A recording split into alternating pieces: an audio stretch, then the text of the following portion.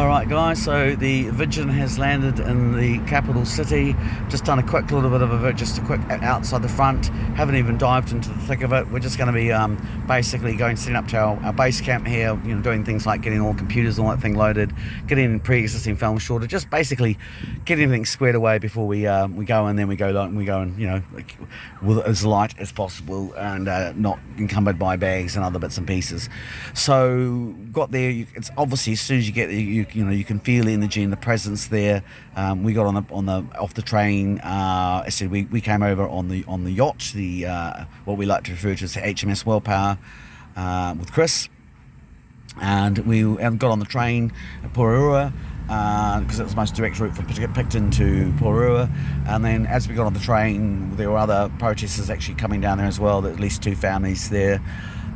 So we got there, and then when we got off the train, in fact, before we get there, like the group I was actually on was kind of interesting, because we had people from Dunedin. One guy literally hitchhiked from Dunedin, left on Friday night, and spent a long time walking before he got his lift. He came on board. He's wearing a Sea Shepherd story, his t-shirt, basically quite a lefty kind of orientated guy, and he was here for his particular reasons. We had people we had a former nurse. She's on it because she doesn't actually agree with it.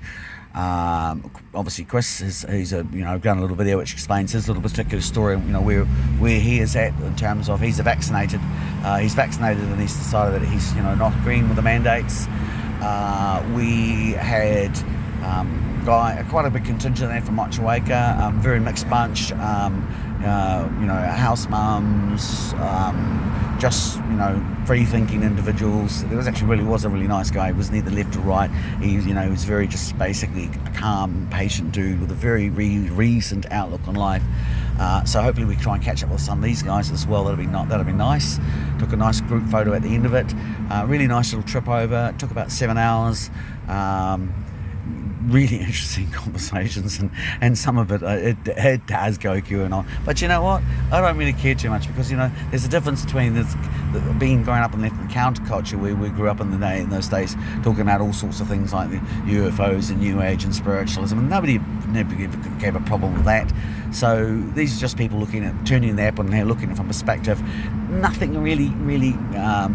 One or two people turn around and they mention the concept about the Zionism, but they weren't actually having to go to Jews. It was the whole Zionism and also looking at the ancient families. So there was that little element. I'm not here to turn around and paint they're all wonderful people and they don't have ideas that sometimes that make me uncomfortable. I got off the boat. There was one person getting on board the boat, the youngish person. They had a statement about trainees on it, which for me, for my values in terms of like, I don't care what you do. I'd find any form of belittling people offensive. So yes, there are those people there, but you know what? They are, as I try to keep saying to people, this is very much a bipartisan. At least this is how it's coming across to me more and more. It's really good to see Tamaki. I believe some deal may have been cut. I've alluded to this beforehand. His amps have gone from the Parliament. His motorcycles have been pulled back. So I think there's been a carrot dangle there, like Jacinda Ardern was meeting up in Rotorua with the iwi, with Kataki Adventures, who promote Tamaki villages.